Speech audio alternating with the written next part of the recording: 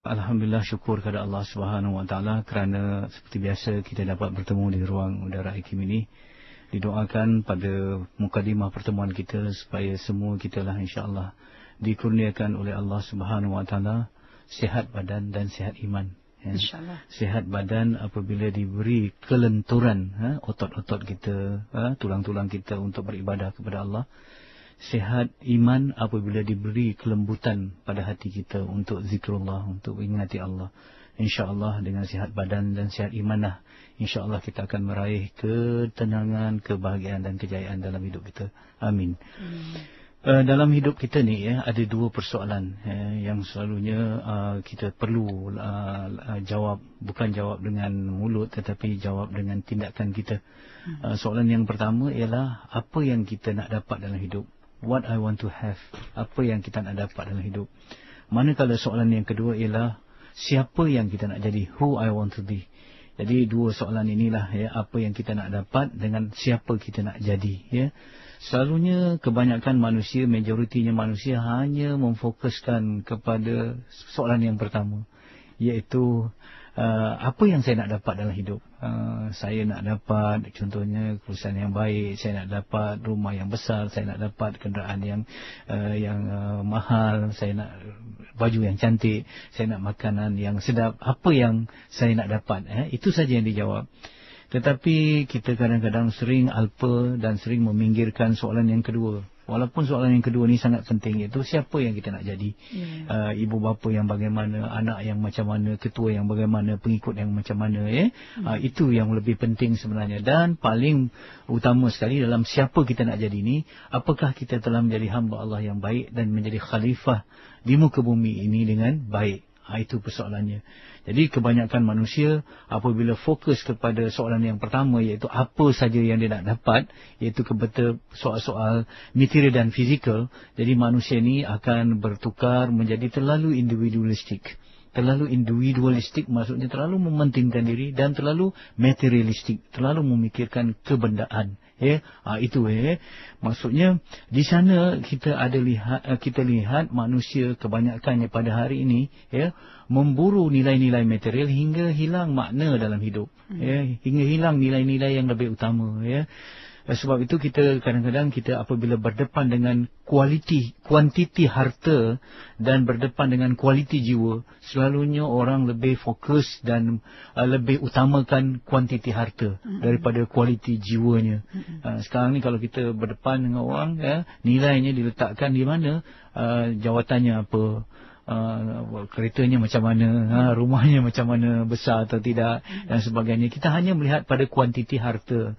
Tetapi sebenarnya yang lebih memberi ketenangan pada kita, yang beri keharmonian pada kita bukan kuantiti harta, tetapi sebaliknya ialah kualiti jiwa kita. Sejauh mana jiwa kita dipenuhi oleh iman, sejauh mana jiwa kita dihiasi oleh sifat-sifat mahmudah. Contohnya ada pemurah, ada pemaaf di sana, ada kasih sayang. Yang ini soal-soal yang dapat membentuk satu kehidupan yang lebih baik. Jadi kadang-kadang simpanan harta kita makin bertambah, tetapi kita kualiti jiwa semakin berkurang. Kita semakin pemarah, kita semakin hasad, kita semakin tak puas dalam kehidupan kita ini. Jadi saya ingin membawa sesuatu yang mungkin melawan arus dalam perbincangan ini, tetapi oleh kerana ia satu kebenaran dan kebenaran itu sebenarnya satu kebahagiaan. Kalau kita cari kebenaran, kita akan bertemu dengan kebahagiaan. Maka kita perlu sematkan di dalam dada kita, di dalam jiwa kita, bahawa kualiti jiwa itu lebih berharga daripada kuantiti harta kita. Sebab itu dalam kehidupan kita ni sebagai manusia ni kita selalu melihat kita, kalau boleh saya nak tamsilkan ataupun nak satu metafora manusia ni macam komputer jugalah. Kalau kita komputer ni ada dua bahagian, satu hardwarenya, satu softwarenya. Hardware ni datang daripada jasad yang asalnya daripada tanah, min turab, manakala softwarenya min roh, daripada roh yang datang dekat dengan Allah Subhanahu Wa Taala. Jadi kalau kita hanya memikirkan kuantiti harta, kita hanya memberi makan kepada hardware kita. ya, tetapi kita terlupa suatu perkara yang menjadi hakikat manusia itu kualiti jiwanya, iaitu rohnya. Sebab tu kadang-kadang kita lihat ya, bagi mereka yang memburu harta, yang memburu misal kata rumah yang besar, 1 nak 2 nak 3, tak salah ya, tetapi mereka memburu harta, memburu kereta, memburu rumah ini hingga mereka meminggirkan nilai-nilai yang utama, iaitu pada jiwa. Akhirnya apa yang mereka temui? Kalau mereka temui ataupun mereka berjaya mendapat harta, mereka akan bertemu dengan kekosongan, emptiness. Ya, mereka akan bertemu dengan rasa bosan, rasa kecewa. Kemudian kita lihat juga ada orang-orang kaya yang di peringkat duit telah bekerja untuk mereka. Mereka bukan bekerja lagi untuk duit, tetapi duit dah bekerja. Mereka duduk-duduk pun duit tu berjalan, bertambah dan sebagainya. Tetapi kita lihat hidup mereka lebih murung. Jadi kita tengok dalam apa perangkaan yang ditunjukkan dalam sejarah kehidupan manusia, betapa banyaknya betapa ramainya bilioner di barat yang mati dalam keadaan bunuh diri, keadaan tertekan jiwa dan sebagainya. Kerana apa? Kerana mereka hanya mengisi hardware mereka, tetapi mereka terlupa pada kualiti jiwa mereka yang merupakan software, iaitu hakikat manusia. Sebab itu kita lihat baginda Nabi Muhammad sallallahu alaihi wasallam ya, contoh teladan yang terbaik yang kita rindui, yang kita cintai, yang mengasihi umatnya, telah berkata lebih awal lagi ya kepada kita bahawa kaya sebenar itu ialah kaya hati. Ya, kaya sebenar itu kaya hati. Rasulullah sallallahu alaihi wasallam bersabda yang diriwayatkan oleh Al-Bukhari dan Muslim bahawa bukanlah kekayaan itu dengan harta benda, tetapi kekayaan sebenar ialah kaya hati. Ini Rasulullah. Dan kemudian daripada Abu Hurairah, Rasulullah SAW bersabda lagi, kaya bukanlah diukur dengan banyaknya kemewahan dunia, namun kaya atau ghina itu ialah kaya hati. Ini riwayat Al-Bukhari dan Muslim juga. Jadi ini pengertian ataupun ini pesanan-pesanan, peringatan-peringatan yang diberi oleh Rasulullah sallallahu alaihi wasallam, supaya kita umatnya yang di belakang ini walaupun jauh daripada baginda tetapi dekat dengan ibrah ataupun dengan sejarah-sejarah ataupun dengan teladan-teladan, dengan peringatan-peringatan yang dibawa oleh Rasulullah. Sebab itu kalau hati kita ini kaya, artinya hati yang kaya itu apa ni? Hati yang kaya itu hati yang penuh dengan iman. Keyakinan kepada Allah. Hati yang kaya itu hati yang penuh dengan sifat-sifat mahmudah, ya, mahmudah. Bila hati yang begini, hati itu akan sentiasa tenang, hati itu sentiasa lapang, hati itu akan sentiasa cukup dan rasa puas dengan apa yang dimiliki, dengan apa yang dihadapi, dengan apa yang dialami. Ya, macam mana keadaan kita sekarang ni ya. Kalau hujan, kita kata hujan tu rahmat, ya. Kalau panas, kita kata panas tu juga rahmat, ya. Kalau macam keadaan apa sekalipun, hati yang dipenuhi dengan iman, hati yang dipenuhi oleh sifat-sifat mahmudah tadi akan rasa tenang, lapang, cukup dan puas dengan apa yang dimiliki, dengan apa yang dihadapi, dengan apa yang dialami. Kerana apa? Kerana dalam hati itu bertakhta ya kekayaan-kekayaan yang tidak dapat ditandingi oleh mana-mana kekayaan di dunia ini. Apa nama kekayaan itu? Iaitu sifat qanaah, sifat rasa berpada-pada dengan apa yang ada. Sifat sabar, sifat redha, sifat syukur, ya. Baik, saya ingin menjelaskan ataupun mengingatkan diri saya dan juga para pendengar di sana ya, bahawa tanpa kekayaan hati, kekayaan harta tidak akan dapat dinikmati. Apatah lagi untuk disyukuri. Sekali lagi saya ulang ya. Tanpa kekayaan hati, kekayaan harta tidak akan dapat dinikmati. Apalagi untuk disyukuri ya. Kalau kita lihat orang yang kaya, kadang-kadang orang yang kaya harta ni tetapi miskin jiwa ni, mereka sentiasa dalam kesibukan ni ya. Sibuk saja. Sampai kat mana mereka ni nak beri masa untuk sibuk mencari duit hingga tidak sempat menikmati duit. Ada gitu ya. Kerana dia kata kerja-kerja, berniaga-berniaga untuk anak dan isteri, tetapi semasa mereka bekerja, semasa mereka menjalankan bisnes ataupun perniagaan itu, anak isteri yang katanya untuk itulah mereka bekerja atau berniaga, tetapi sering dialpakan atau sebenarnya dipinggirkan. Jadi kadang-kadang mereka ada dihambat, dihantui oleh kesibukan. Yang kedua, mereka akan dihantui oleh kesakitan. Kadang-kadang terlalu dunia moden hari ini memaksa kita bekerja terus yang Nik kata tadi, stres ya. Ada tekanan, yang daripada tekanan itu timbullah pelbagai penyakit.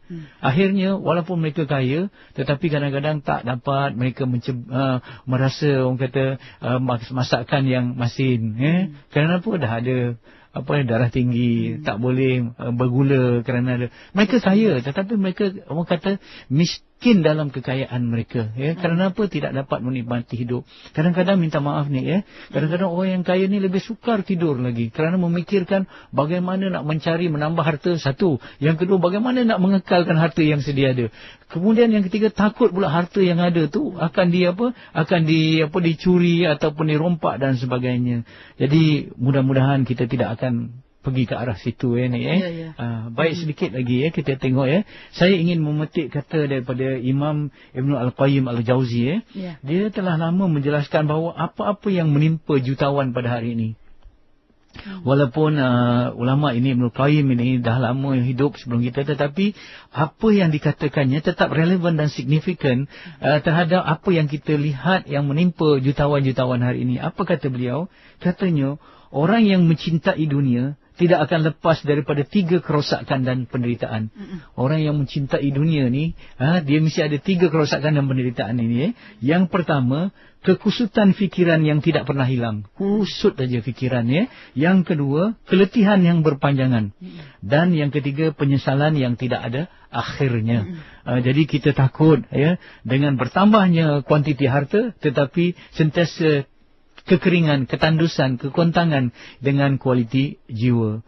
Jadi akhirnya saya ingin menegaskan apa yang telah saya perkatakan dalam kita tengok dalam dalam tulisan-tulisan yang saya cuba berkongsi dengan para pendengar ataupun kepada pembaca-pembaca ya. Kekayaan itu sebenarnya bukan apabila kita memiliki. Kekayaan sebenarnya apabila kita tidak dimiliki. Bukan kaya tu sebenarnya apabila kita memiliki itu dan ini, tetapi kekayaan sebenarnya ialah apabila kita tidak dijajah oleh sesuatu yang berbentuk madiyah, iaitu kita dimiliki ya.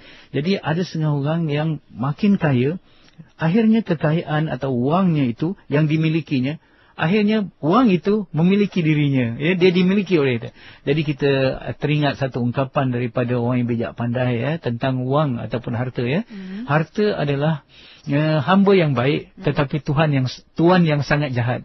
Harta adalah hamba yang sangat baik, tetapi tuan yang sangat jahat. Jadi artinya kalaulah kita jadikan harta kita itu selamanya sebagai hamba kita, dan kita menjadi hamba Allah, iaitu menjadi tuan kepada hamba kita, insya-Allah kita akan selamat. Tetapi apabila kita tertukar tuan ataupun tertukar Tuhan ini kita akan menderita. Ini yang kita kena jaga-jaga, bahawa kaya yang sebenar bukan kita kerana kita memiliki, tetapi kerana kita tidak dimiliki.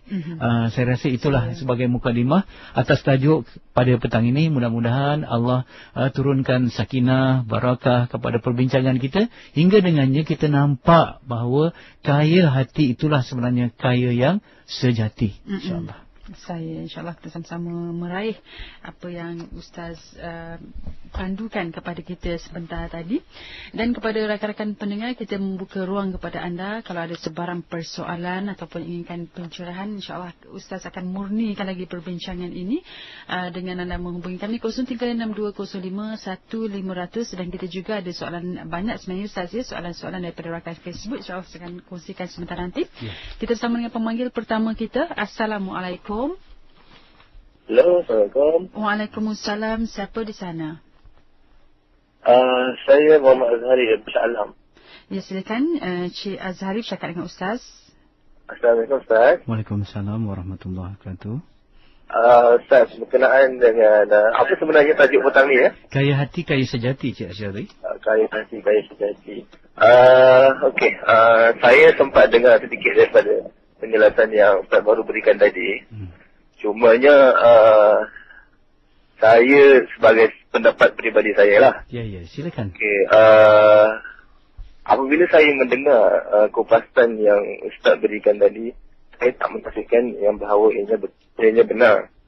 Cumanya ia mungkin bagi orang yang tak berapa faham mesej yang Ustaz nak sampaikan akan menyebabkan orang awam, khususnya orang Islam di Malaysia yang kebanyakannya Melayu, memikirkan yang kekayaan itu adalah satu yang perlu ditakuti. Ya, ya. Okey. Kita kaitkan dengan sejarah zaman Nabi Muhammad SAW. Kerana para sahabat Nabi bukanlah semuanya orang-orang yang miskin. Ya, ya, ya. Contohnya Abdul Rahman bin Auf dan Ustaz lebih arif lagi lah. Ya, ya. Okey. Tanpa kekayaan, bagi saya untuk umat Islam ini terus berkembang maju, untuk terus membangun, untuk menguasai dunia ini adalah seperti satu yang hakikatnya sekarang benda itu macam mustahil. Yeah. Contohnya apabila berlaku di Palestin baru-baru ni, kalau tanpa kita ada kekayaan, bagaimana umat Islam khususnya di Malaysia ni mahu menyumbang. Yeah. Baik, saya. Okay. Terima kasih Tuan. Okey, cuma satunya, sorry. Satunya saya minta Ustaz terangkan kepada umum yang bahawa kekayaan itu perlu untuk umat Islam, tapi cara yang terbaik untuk kita berada di landasan yang benar tanpa kita takut kepada kekayaan. Baik, pendapat yang baik Cik Zahri. Terima kasih banyak. Assalamualaikum. Baik, kita ambil satu lagi soalan Ustaz, boleh ya? Ya, silakan. Assalamualaikum. Siapa di sana? Tak tutup radio. Siapa di sana? Assalamualaikum. Ya, Waalaikumsalam. Ya, nama saya Muhammad Nusdir dari Rawang. Silakan Cik Muhammad. Ya, okey. Cuma sekarang ni saya ada macam kemusykilan sikit. Macam mana kalau macam saya ada kemampuan untuk menyimpan duit untuk menunaikan haji. Okey, tapi sekiranya saya macam berminat untuk melabur, okey, duit yang saya ada untuk simpanan tabung haji itu, saya gunakan untuk pelaburan, dan mungkin daripada pelaburan itu saya akan mendapatkan hasil yang lebih untuk saya menunaikan haji, dan bila saya dapat duit yang lebih, saya akan boleh menolong lebih ramai orang. Let's say kalau macam sekarang ni, saya kalau macam pergi ke surau ke apa semua, saya boleh berikan sumbangan just RM10. Mungkin lepas saya dah lebih melabur lebih banyak, dan saya tak teragak-agak kalau untuk keluar lebih banyak. So macam lebih mana yang saya patut buat dahulu? Saya simpankan untuk ke tabung haji ataupun saya pergi melabur supaya saya niat saya untuk menolong lebih banyak lagi. Saya baik, terima kasih Cik Muhammad ya. Assalamualaikum. Kita raikan dua soalan dulu Ustaz. Pertamanya saya ucapkan terima kasih Cik Azhari yang mengingatkan saya ya. Saya rasa satu peringatan yang baik. Dalam Islam kita tidak fobia kepada kekayaan. Cuma apabila kita berhadapan dengan dua perkara yang terpaksa kita memilihnya, antara kualiti jiwa dengan kuantiti harta, maka pilihan kita mesti kepada kualiti jiwa. Tetapi tidak mustahil, dan inilah yang sebenarnya kita sedang usahakan supaya kita dapat mencapai dua-dua Q ni serentak. Pada masa yang sama kita memburu kualiti jiwa kita, pada masa yang sama juga kita dapat memburu kuantiti harta kita juga.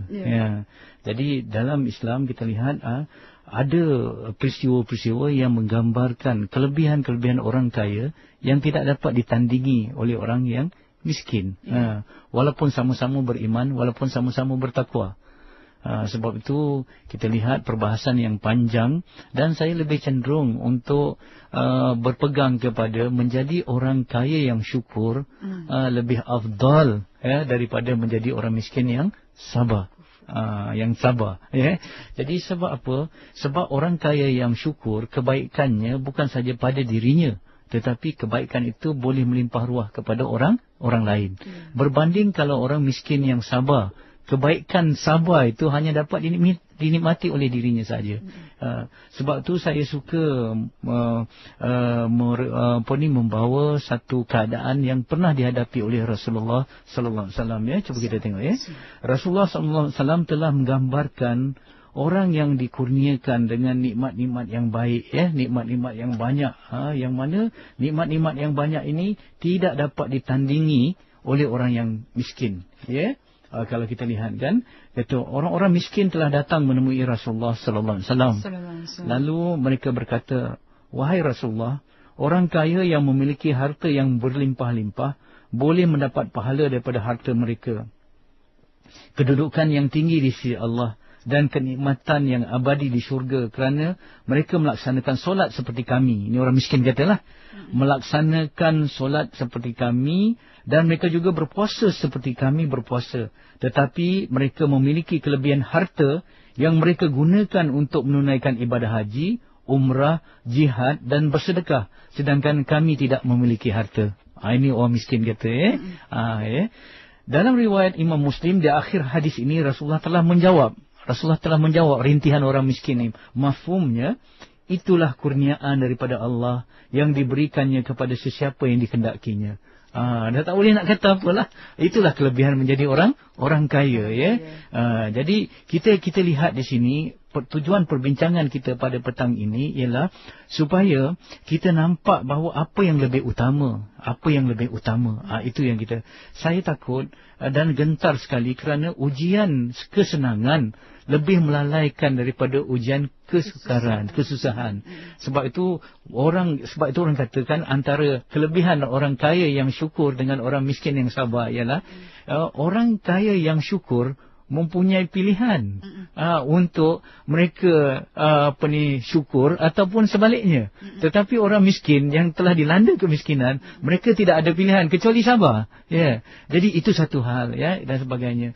Jadi ini yang saya lihat bahawa perlunya di akhir zaman ni, khususnya di kala umat Islam tertindas begini, ya, kita dapat melahirkan orang-orang kaya ulangan kepada seperti mana yang telah berlaku di zaman Rasulullah, seperti mana Abdul Rahman bin Auf, ya. Kalau kita lihat seperti Uthman ibn Affan, seperti Khadijah binti Khuwailid, iaitu Ummahatul Mukminin sendiri, ya, isteri kepada baginda Nabi Muhammad sallallahu alaihi wasallam. Tanpa harta Khadijah, tanpa harta pengorbanan Abdul Rahman bin Auf sebagainya, kita tidak akan dapat Islam tidak akan dapat pembelaan dan juga bantuan di peringkat awal perjuangannya, ya. Tetapi ingin saya pastikan bahawa dalam diri Abdul Rahman bin Auf, dalam diri Uthman bin Affan, dalam diri Khadijah binti Khuwailid, sudah ada yang dikatakan kualiti jiwa itu. Mereka telah ada kaya hati, kaya yang sejati. Dengan kaya hati, kaya yang sejati itulah mereka berkorban harta mereka. Jadi ramai orang yang kaya tetapi mereka hanya kaya harta tetapi tidak kaya hati. Akhirnya kaya itu menyebabkan mereka bakhil, ya, dan mereka tidak korbankan apa sebagainya, ya. Cuba kita lihat, ya. Saya ingin relatekan dengan soalan yang kedua tadi, ya. Soalan yang kedua yang macam kita kata kita dah cukup harta, saya kata cukup dah duit kita, tetapi bila kita cukup saja duit untuk mengerjakan haji, terus kerjakan haji. Jangan bertangguh-tangguh lagi. Kata contoh, dah cukup dah haji ni, tetapi saya tak nak kerjakan dululah. Sebab apa? Walau duit ini sudah cukup, saya nak melabur lagi. Supaya bila saya melabur lagi banyak harta, ya, lagi banyak keuangan, nanti saya boleh membantu. Itu congak fikiran kita. Tetapi sebenarnya tidak. Apabila cukup saja haji dan itu wajib untuk kita kerjakan haji dulu. Maksudnya kita kerjakan haji dulu. InsyaAllah apabila kita melaksanakan perintah Allah Subhanahu Wa Taala, Allah akan beri gandakan cara-cara kita untuk menambah rezeki. Ataupun yang paling cantik sekali, dua-dua sekali, iaitu semasa kita menabung untuk mengumpulkan dana untuk mengerjakan haji, pada masa yang sama kita juga melabur. Dari dua-dua sudut, kita melabur sambil menyimpan, cukup saja kita terus pergi mengerjakan haji. Pada masa yang sama ada balance lagi, ada baki lagi untuk kita terus laburkan dan kita untuk terus memberi. Tetapi jangan sekali-kali kita terperangkap macam ni, ya. Sebab ini telah diceritakan banyak dalam Al-Quran. Ada orang kata, kalau saya dapat kuasa, baru saya berjasa. Gitu. Kalau saya ada harta, barulah saya boleh memberi. Sebenarnya itu salah. Sebenarnya kalau kita nak berjasa, tanpa kuasa pun kita boleh berjasa. Tak payah tunggu ada tanpa ada pangkat dan sebagainya. Cuma apabila kita ada kuasa, kita boleh lebih banyaklah, lebih luaslah jasa yang kita boleh taburkan. Ada orang kata, kalau saya kaya baru saya nak memberi. Jangan. Sebab memberi adalah satu sikap atau sifat. Memberi bukan terletak pada soal ada atau tidak, tetapi soal sifat. Sebab itu Rasulullah sallallahu alaihi wasallam kata, Allah sayang kepada orang yang pemurah, tetapi Allah lebih sayang kepada orang miskin yang pemurah. Kenapa? Walaupun dia miskin tetapi hati dia pemurah. Jadi pemurah itu bukan letaknya pada ada harta atau tidak ada harta, tetapi pada sikap kita.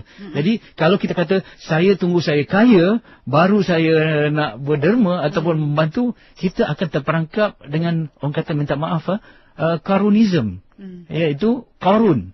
Qarun kata apa bila pergi kepada Nabi Musa, dia kata dia nak tunggu dia kaya baru dia boleh membantu orang susah. Akhirnya dengan kekayaan itu dia bukan membantu orang susah, tetapi dia makin lalai, makin alpa. Sebab apa? Semasa dia memburu kekayaan itu, dia telah melupakan satu kualiti, iaitu apa? Kualiti jiwa ataupun kaya hati tadi.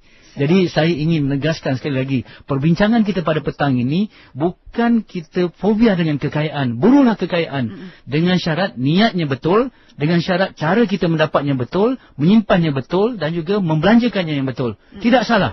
Tetapi dalam masa yang sama usahakan juga untuk membersihkan hati kita supaya kualiti jiwa kita mengatasi kuantiti harta kita. Walaupun tidak seimbang, insya-Allah. InsyaAllah itulah kita harapkan penjelasan Ustaz tadi tu dapat membetulkan perspektif kita supaya amal ibadat kita ni semakin bertambah dan insya-Allah berada di landasan yang betul. Okey, kita bersama pemanggil kita yang berikutnya. Assalamualaikum, siapa di sana? Waalaikumsalam warahmatullahi wabarakatuh. Saya Tuan Haji, apa khabar? Alhamdulillah, baik, Alhamdulillah. Baik, silakan cakap dengan Ustaz. Ustaz. Nak menyambung daripada Ustaz Fahrul yang bercakap tentang hati. Jadi saya dia mendengar bahawa hati ni ibaratnya sebagai tanah. Jadi kalau tanah ini kita tak usahakan, dia akan datang semak samun. Jadi bila semak samun, dia akan jadi hutan belukar, akhir sekali jadi hutan belantara. Jadi dalam hutan belantara ni ada rimau, ada ular, ada naga segala. Jadi begitu juga apabila hutan belantara ini dah begitu dahsyat lebatnya, diberilah benih yang baik. Maka benih yang baik ini dia tidak akan hidup subur. Dia kalau hidup pun segan mati tak mau. Jadi begitu juga perumpamaan hati. Apabila hati ini kita tidak usahakan dengan cara mujahadah, maka dini akan datanglah sifat-sifat mazmumah, yang akhirnya datanglah binatang-binatang yang dipanggil hasad, iri, tamak, halubah dan sebagainya. Jadi apabila dalam keadaan yang begini rupa, diberilah benih yang baik dan berharga dan terlalu bernilai sekali. Apakah benih itu benih kalimah la ilaha illallah. Tetapi kerana hati itu semak samun, benih tersebut tak boleh hidup. Kalau hidup pun hidup segan mati tak mau. Jadi berbalik kepada hati ni, Ustaz Fahrul. Jadi ulama bagi tahu kalau seganas-ganas harimau singa, dia kalau membunuh makan bahan manusia ni, seorang dua, kuat-kuat pun mungkin 10 orang dibaham. Tetapi yang dipanggil jahatnya manusia, kalau dia betul buat jahat, membuat penginayaan, dipanggil mass destruction. Dia boleh membunuh jutaan manusia. Jadi begitulah yang saya dapat kongsi tentang ini berkenaan hati. Mungkin dapat diperlanjutkan lagi, Ustaz, insyaAllah. Terima kasih, Tuan Haji. Assalamualaikum. Waalaikumsalam. Okey, saya ambil satu lagi soalan ya, Ustaz ya. Silakan. Assalamualaikum. Assalamualaikum, siapa di sana? Assalamualaikum, siapa di sana? Waalaikumsalam. Ya, siapa di sana minta tutup radio, Tuan? Saya Fadil daripada Sepang. Cik Fadil, ringkaskan soalan Cik Fadil ya. Ya. Terus. Assalamualaikum, Ustaz. Waalaikumsalam warahmatullahi wabarakatuh. Saya ni tak adalah soalan. Cuma nak menyokong Ustaz je lah. Ya. Saya nak menyambung yang panggilan utama tadi. Ringkaskan Cik Fadil ya. Mula-mula saya memang tak faham cakap Ustaz ni. Sebab sebagai contoh, Ustaz pernah mengatakan, kalau seorang tu nak riak, riaklah berapa banyak tu Ustaz kan dulu kan. Itu yang lagi saya tak faham. Tapi sekarang Ustaz, tanyalah Ustaz. Saya apa yang Ustaz cakap sekarang ni, saya dah faham dah. Alhamdulillah. Itu. Terima kasih Ustaz. Terima kasih Cik Fadil ya. Assalamualaikum. Okey, satu lagi soalan. Assalamualaikum, siapa di sana? Waalaikumsalam. Ya, siapa di sana? Saya Haji Silarawang. Silakan Haji. Assalamualaikum Ustaz. Waalaikumsalam warahmatullahi. Jadi saya sekarang ni, kita sekarang ni, Rasulullah pernah minta doa. Setiap kali dia berdoa, dia nak mati dalam matikan dengan kalangan orang miskin. Jadikanlah aku orang miskin dan matikanlah aku dengan orang miskin. Tapi sekarang imam-imam, orang kaya tak pernah boleh minta macam mati dengan orang miskin. Semua nak minta panjang umur dah. minta banyak umur dan minta kekayaan lah. Rasulullah saja yang saya tahu minta mati dalam kalangan orang-orang miskin. Sekian, terima kasih. Baik, terima kasih. Assalamualaikum. Baik, itu soalannya. Dan juga kita raihkan satulah soalan dari rakan Facebook kita, ya Ustaz. Tanda orang yang kaya hati, Ustaz, macam mana agaknya? Ya, pentingnya bagi kita. Saya ucapkan terima kasih kepada semua yang memanggil. Maafkan saya. Tanda orang yang punya kaya hati. Kaya hati ni orang yang besar jiwanya. Orang yang besar jiwa ni hati yang penuh dengan kesabaran, hati yang penuh dengan sifat pemaaf, hati yang penuh dengan sifat qanaah. Itu tanda orang yang kata kaya hati. Contohnya orang yang kaya hati ni misal kata dipuji dengan dikeji sama. Itu orang kaya hati. Tapi orang yang miskin hati ni, bila dikeji rasa kecil sangat, bila dipuji orang rasa kembang sangat. Itu artinya orang itu miskin hatinya. Tapi orang yang kaya hati ni, misalkan dipuji atau dikeji sama saja. Itu satu tanda. Yang kedua, orang yang kaya hati ni besar jiwa dia. Kalau dia salah, dia mudah minta maaf. Mudah minta maaf. Itu orang yang besar jiwa, dia mudah minta maaf. Tetapi kalau orang kecil jiwa dia, sukar nak minta maaf. Payah dia nak itu. Dan kalau orang minta maaf pula pada dia, orang yang besar jiwa ni ataupun orang yang kaya hati ni mudah memberi maaf. Mudah, orang kata forgive and forget. Bukan saja forgive and forget, lepas tu sayang pula. Ini orang yang besar jiwanya. Sebab orang yang kaya hati ni akrab dengan Allah Subhanahu Wa Taala.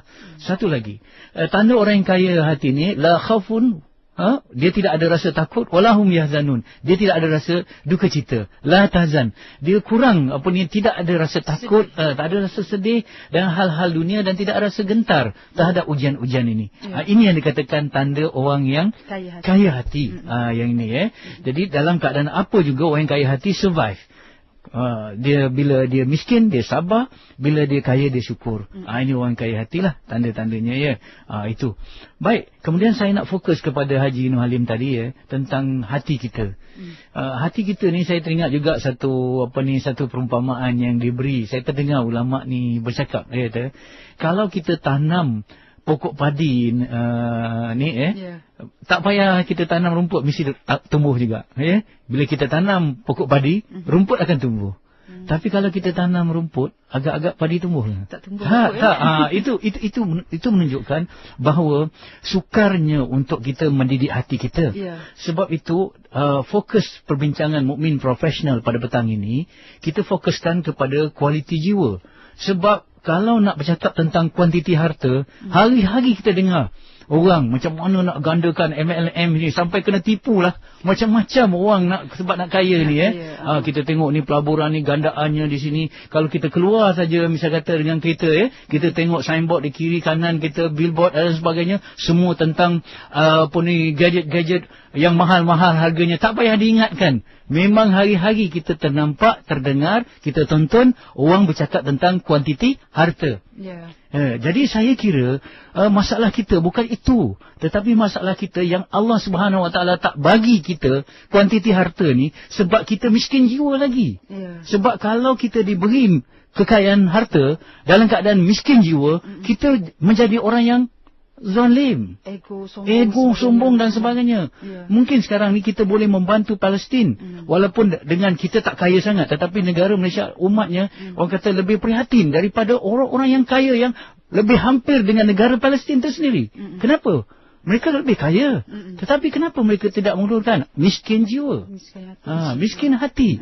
Jadi sekarang ni yang saya katakan, kita lebih fokus kepada supaya memberikan kualiti jiwa. Dengar apabila kita memburu kualiti jiwa kita, kita membersihkan hati kita daripada sifat-sifat mazmumah, kita membersihkan hati kita daripada syirik, supaya iman kita mantap, khalis, suci, murni, tak ada contamination, tak ada pencemaran daripada akidah-akidah ataupun keyakinan-keyakinan yang rosak ni. Itulah yang menjadi wadah untuk Allah turunkan rezeki pada kita. Sebab itu selalu dikatakan, siapa yang memburu akhirat, dunia akan memburunya. Tetapi kalau orang yang memburu dunia, akhirat tak akan ikut. Dan kalau dia dapat dunia, dia hanya mendapat umpama fata morgana yang dirasakan itu air tetapi bahang yang sangat panas. Jadi saya ingin mengingatkan perkara itu. Sebab itu kita dalam Al-Quran selalu diingatkan tentang akhirat. Walaupun mencintai akhirat itu, mencintai syurga, bukan berarti kita meminggirkan dunia. Tetapi oleh kerana banyaknya saranan-saranan, oleh kerana kerap kalinya kita dengar tentang kehebatan, kata kereta yang besar, kita tengok iklan di tepi-tepi, bagaimana kita tengok ke rumah yang besar, sentiasa diiklankan dan sebagainya, kita hari-hari tengok benda ni. Tetapi apakah kita menilai kejujuran, kesetiaan, kasih sayang? Saya katakan ini sering kita diperingatkan. Ya, kita hanya melihat kepada alat-alat, bukan kepada matlamat. Dalam bahasa Inggerisnya kita hanya memburu, minta maaf ya, yang dikatakan means value, tetapi kita tak memburu ends value. Ya. Kenapa kereta penting? Kerana kita harapkan kereta akan memberi ketenangan. Kereta itu means value, tetapi ketenangan itu end value. Kereta itu adalah alat, ketenangan itu adalah matlamat. Belum tentu kita dapat alat, kita dapat matlamat. Ya, ini yang saya katakan. InsyaAllah, mudah-mudahan perbincangan ini bukan kita terfokus untuk kita meminggirkan dunia, tetapi kita melihat keutamaan akhirat dan kita jadikan dunia ini sebagai ladang ataupun jambatan untuk kita menuju akhirat yang lebih baik, insya-Allah. Baik. Kita nak raikan juga soalan daripada rakan Facebook, mungkin sedikitlah Ustaz sebab kita bersama dengan pemanggil kita. Bagaimana amalan istiqamah yang boleh kita lakukan untuk menjadi orang yang sentiasa kaya hati, berjiwa besar? Amalan yang bagaimana? Amalan ni ada dalam bentuk dua lah kalau kita dalam bentuk hablum minallah dan ada bentuk hablum minan nas. Yang berkaitan dengan Allah, yang paling utama ialah kita jaga solat. Jaga solat kita zikrullah, kita ingat Allah. Jaga Allah lah. Jaga Allah maksudnya jaga Allah tu bukan jaga dalam arti kata yang kita fikirkan bahawa jaga hukum hakamnya, jaga kehendaknya, perintahnya yang kita diperintah pada kita, kita laksanakan, yang dilarang kita tinggal. Itu maksudnya tetapi yang paling utama ialah jaga hubungan kita dengan Allah. Yang paling rasmi ialah solat kita. Itu yang pertama, yang untuk kita dapat yang kata kaya hati tadi Okey. Bila kuat hubungan kita dengan Allah melalui zikrullah, dan sebaik-baik zikir ialah solat, insya-Allah kita akan dapat jiwa yang besar di sana Orang kata macam cas bateri lah dalam solat ni. Kemudian yang berkaitan hablum minan nas, kita jaga akhlak kita. Jaga akhlak kita sekurang-kurangnya dalam akhlak kita ni seorang ulama ditanya, apakah paling kurang akhlak kita yang dikatakan ukhuwah Islamiah ni? Dengar sekurang-kurangnya kita gembira dengan kegembiraan dia dan kita bersedih dengan kesusahan dia. Ini cukup rasa kita. Tetapi sekarang ni minta maaf kadang-kadang kita bergembira dengan kesusahannya dan kita susah dengan kesenangan. Ini yang dikatakan hasad. Kita tak boleh membantu, jangan membuntu. Kita tak boleh orang kata kita memberi menolong, kita jangan menyakitkan. Inilah akhlak dengan manusia yang kita kena jaga, insya-Allah. Insya-Allah. Baik, kita bersama dengan pemanggil kita yang berikutnya. Assalamualaikum. Siapa di sana? Waalaikumsalam warahmatullahi. Siapa di sana? Ni Orang Yaakob Melaka ni. Cik Yaakob, silakan. Minta ringkaskan soalan juga Cik Yaakob Saya ingat Ustaz dalam Kayati dengan Nik ni antara dia yang akan ambil banyak panggilan. Alhamdulillah Kayati. Ustaz, saya rasa adakah manusia ni bila dia dah banyak berhubungan dengan harta, pada topik Ustaz ni kata saya hati ni topik yang ke-20, mungkin dah ketik 30. Saya bincang banyak sebelum ni. Jadi kita masih persepsi lagi.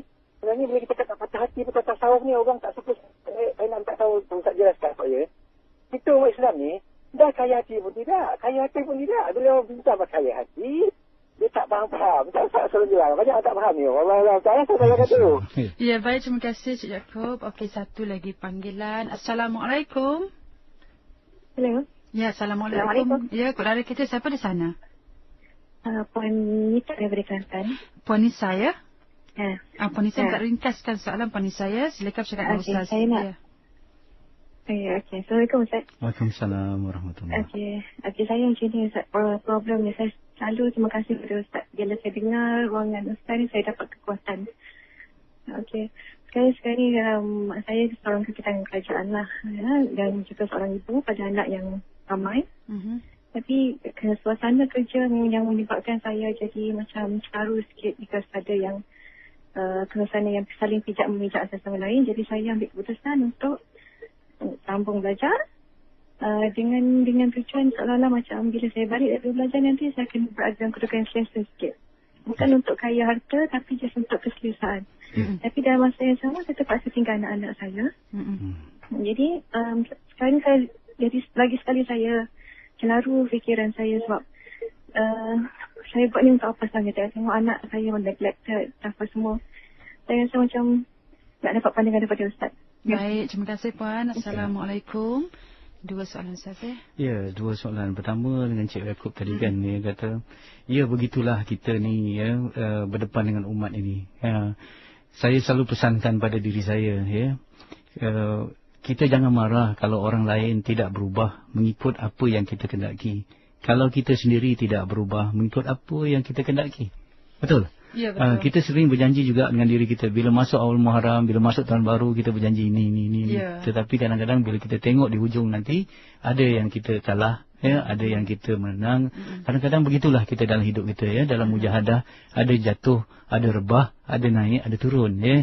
Jadi sepatutnya dalam hati kita sebagai pendakwah, ya, sebagai ayah ke, sebagai guru ke, ya, kesukaran kita untuk mengubah diri kita seharusnya menimbulkan kesabaran untuk mendidik orang lain. Jadi saya walaupun siri ini dah sampai ke 20 ke katanya, masih lagi ada orang yang masih confused sama ada ini kaya hati, kaya jiwa dan sebagainya. Ini memang satu yang kata fitrahnya begitu. Ya, kebenaran itu memang sukar. Ya, sukar untuk kadang-kadang tanpa yang kita katakan tanpa hidayah daripada Allah Subhanahu Wa Taala. Bagi kita hanya effort. Efek tu daripada Allah, usaha kita, tetapi kesan tu daripada Allah Subhanahu Wa Taala. Jadi tugas kita apa? Tugas kita bercakaplah sampai bila-bila. Kan? Kalau para nabi, para rasul tu bukan setakat 20 siri, kan? 20 tahun, 40 tahun macam Nabi Nuh, beratus-ratus tahun perkara ini nak dikatakan.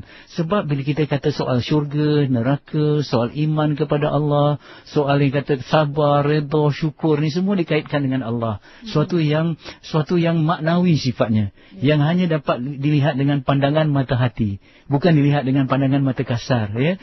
Kita hanya melihat nikmat, tetapi orang boleh kita ajar untuk melihat nikmat, tetapi untuk dididik untuk melihat pemberi nikmat dengan mata hati itu sukar, ya. Untuk kita melihat sesuatu yang tersurat biasalah, tetapi untuk kita melihat sesuatu yang tersirat ini sukar. Sebab itu inilah kerja para pendakwah, lebih-lebih lagi kerja-kerja tanggungjawab para ulama, ya. InsyaAllah Cik Yaakob kita tidak akan jemu untuk masukkan soal-soal hati ini di dalam diri kita dan juga orang lain, insyaallah. Ya, insyaallah, ya. Kerana hati itu satu kunci insyaallah, mudah-mudahan, ya. Jadi InsyaAllah persoalan yang berkaitan dengan kekayaan hati ini, sebab itu saya rasa dia tetap relevan dan signifikan bila-bila. Kalau ada pemanggil kata bahawa kita dah selalu dengar perkara ini, yang kalau kita penting nak kaya dan sebagainya, saya kira dua-duanya kita seimbangkan. Tetapi khususnya dalam segmen mukmin profesional, kita fokuskan kepada kaya hati. Bagi saya, kerana di sana dalam segmen muamalat nanti ataupun dalam segmen-segmen yang lain mungkin akan diterangkan juga soal-soal yang dikatakan bagaimana harta itu manfaatnya untuk agama. Ya, jadi saya di sudut ini. Jadi kita bukan bertentangan, tidak. Kita saling lengkap melengkapi. Ya, saya di sudut ini, di sana ada sudut sana yang sana. Jadi apabila ditemukan jigsaw puzzle bagi umat Islam ini akan kelihatan. Oh, ini di sini lompang yang kosong kita dapat isi dan sebagainya. Itu kita harap begitu, ya. Kita bukan compete tetapi kita complete. Kita bukan bertanding tetapi kita bukan bersaing, tetapi kita saling lengkap melengkapi, ya. Okey, itu satu. Yang kedua tentang Puan Nisa tadi, saya simpati kepada seorang ibu yang berjiwa besar ni, ya. Melihat kecelaruan di dalam di dalam tempat kerjanya dan sebagainya, dan ada hati untuk melanjutkan pelajaran demi satu kehidupan yang lebih baik, ya. Bagi kerja boleh jadi dunia untuk membina kuantiti harta. Tetapi kerja juga satu ibadah. yang kalau kita laksanakan boleh membina kualiti jiwa. Jadi kualiti harta dan kuantiti harta dan kualiti jiwa boleh dicapai pada satu masa.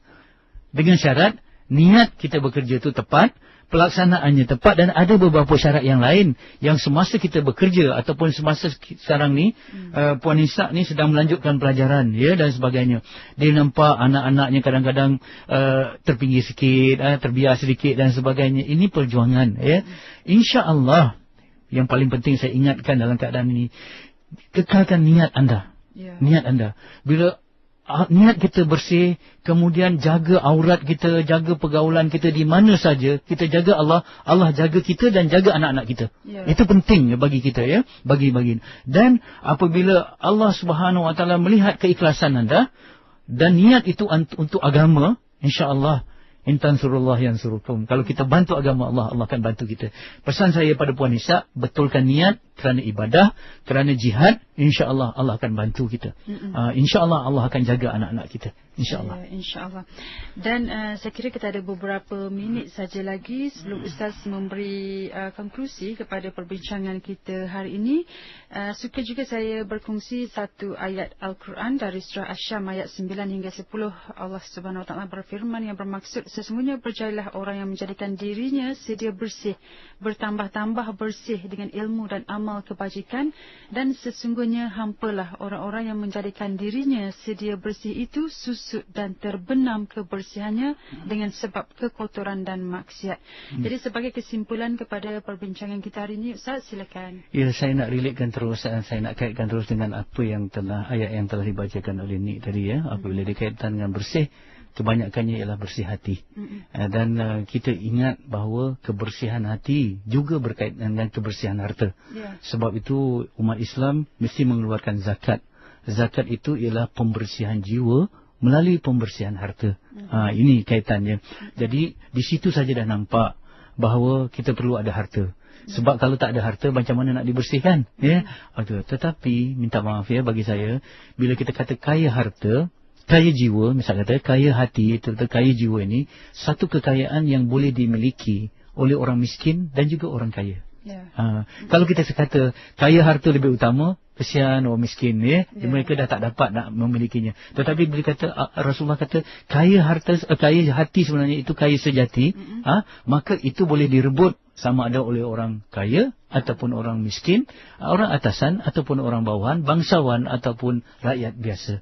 Jadi situlah keadaan Allah meletakkan kekayaan, keutamaan kepada kualiti hati, bukan pada kuantiti harta, kerana itu boleh direbut oleh semua hambanya, tidak kira keadaan dan tidak kira bagaimana rupa ataupun bagaimana kedudukan dan pangkatnya. InsyaAllah. InsyaAllah. Saya kira itu semua kita kena peganglah. Orang kata miskin harta tak apa, jangan miskin hati. Walaupun kita tak kaya harta, tapi mesti kaya hati. Macam mana dan sebaik-baiknya kaya harta dan juga kaya jiwa. InsyaAllah. InsyaAllah. Terima kasih.